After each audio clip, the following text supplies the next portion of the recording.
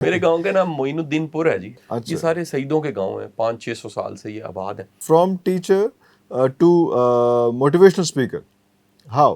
یہ پڑھانے کا سفر وہاں سے شروع ہوا, ٹیچرز کو دیکھ کے. کہ استاد کے لیے سب سے بڑی جو کمائی ہے وہ رسپیکٹ ہے. موٹیویشن, تحریک پیدا کرنا, خیر کی تحریک پیدا کرنا ٹیچر کا کام ہے. گورنمنٹ اسکول کا ٹیچر اپنے بچے کو پرائیویٹ اسکول پہلے چھوڑتا ہے صبح, پھر جاب پہ جاتا ہے.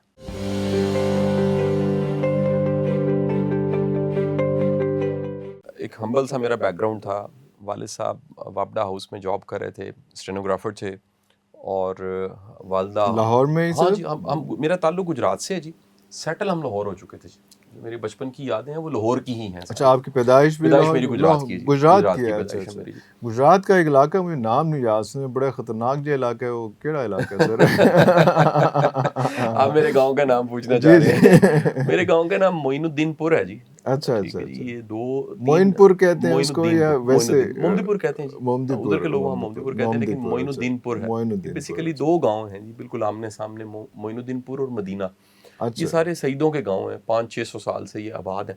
اور 500-600 سال سے. اچھا, پاکستان کو تو میں 58 ایئرز, لیکن یہ کیونکہ آزادی سے پہلے کے یہ سارے ولیجز ہیں, اور یہ کسی وقت میں میرا خیال ہے تبلیغ کے لیے سارے یہاں پر مائیگریٹ ہوئے اور یہاں سیٹل ہو گئے. اوکے. اور تعلق میرا گجرات سے ہے, سیٹل میں لاہور ہو گیا, اور ایجوکیشن میری لاہور کی ہے. جو آپ نے پوچھا کہ میں ٹیچنگ کی طرف کیسے آیا, یہ بڑا ایک امپورٹنٹ سوال ہے. اس میں میں ماضی کو یاد کروں تو جو میرے ٹیچرز تھے مجھے بڑے انسپائر کرتے تھے.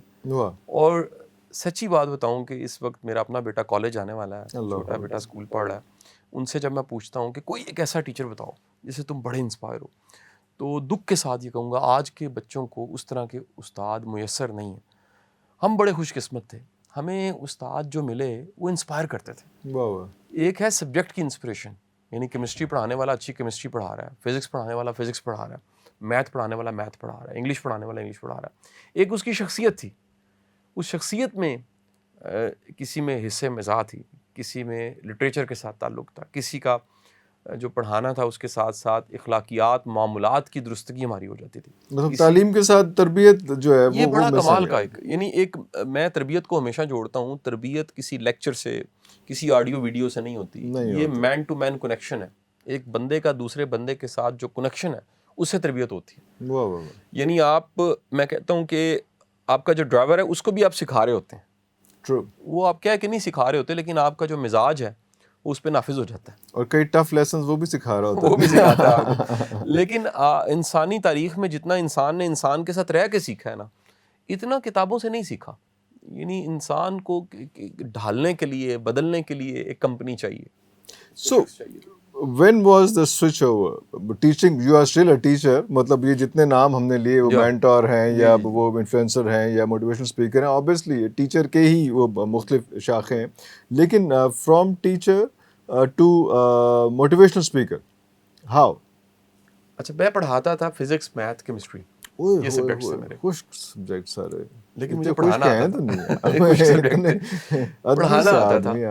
عرفان صاحب, اس میں کمال یہ تھا کہ جو پڑھانے کا فرض کیجئے کہ گھنٹے کی کلاس ہے, اس کا جو آخری ٹائم ہوتا تھا جو بچ جاتا تھا, اس میں ایتھکس کی بات کرتا تھا, اس میں موٹیویشن کی بات کرتا. مجھے بھی نہیں خبر تھی یہ جو آخر میں 10 منٹ لگاتا ہوں یہ میری پہچان بن جانی. وہ آہستہ آہستہ ٹاؤن میں, علاقے میں یہ پہچان بننا شروع ہوئی کہ ایسا ٹیچر ہے جو نہ صرف پڑھاتا ہے بلکہ اخلاقیات کی بات بھی کرتا ہے, تربیت کی بات بھی کرتا ہے. کون سی جگہ تھی یہ؟ لاہور میں. یہیں سے تعلیم حاصل کی اور اس کے بعد یہیں پہ ٹیچنگ بھی یہیں پر گلشن ابھی سیٹل ہو گیا ہم لوگ. اور میرے زندگی کے کہہ لیجئے تقریباً کوئی 40 سال گلشن ابھی میں گزرے ہیں. 40 سال گزر گئے. اس کے بعد میں پھر شفٹ ہو گیا, مالٹون آ گیا.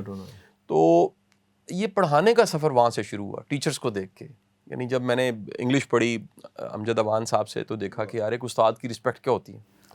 کیمسٹری پڑھی کاشف رشید صاحب سے تو دیکھا کہ یار ایک استاد جو خود اسٹوڈنٹ ہے, ابھی زیادہ ایج, کئی میرے ایسے ٹیچرز ہیں جن کا میرا عمر کا زیادہ فرق نہیں تھا, لیکن کمال یہ تھا کہ وہ ایسا کمال پڑھاتے تھے. ان کی جو انسپریشن تھی, ان کی کلاس میں ان کا کھڑا ہونا, ان کا موجود ہونا, لوگ انتظار کر رہے ہوتے تھے. نوید مجید صاحب سے فزکس پڑھی, وہ اورا, وہ ایمبیانس اس بندے کا وہاں پہ. مطلب میں تو طاری کر لیتا تھا, سچ بتاؤں آپ کو کہ یہ سارے کے سارے جو کریکٹرز تھے میں ان کو طاری کرتا تھا کہ وہ مینٹورشپ جس کو آپ کہتے ہیں، ہاں جی، وہ ہاں اس جی، وقت مینٹورشپ کا پتہ ہو نہ ہو، لیکن وہ ایسا ہی اگر ہو تو ایسا ہی ہو. بالکل ایسی ہو. بزرگ پرانے بابے کہا کرتے تھے کہ اصل میں آپ کو پسند وہ ہے جس کی عاقبت پسند ہے، جس کا اینڈ پسند ہے نا، اینڈ پسند، یعنی جس کا آپ آخر کار دیکھتے ہیں کہ یار یہ بننا ہے میں نے.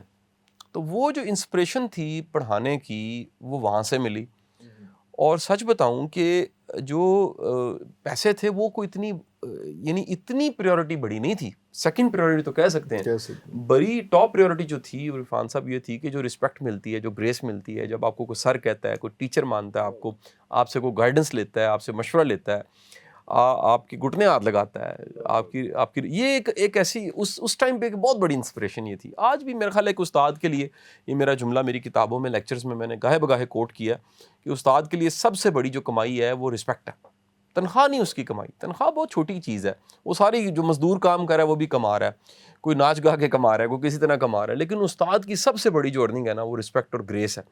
وہ جو وہ ارن کرتا ہے اپنے شاگردوں سے، لوگوں سے جن کو پڑھایا ہوتا ہے، اس سے بڑی کوئی ارننگ نہیں ہو سکتی.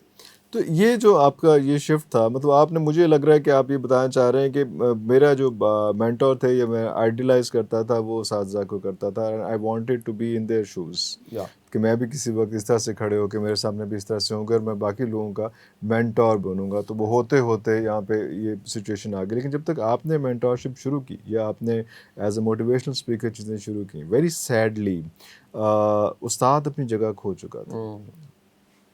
والدین، پیرنٹس، میں باپ نہیں کہتا، پیرنٹس اپنی جگہ کھو چکے تھے.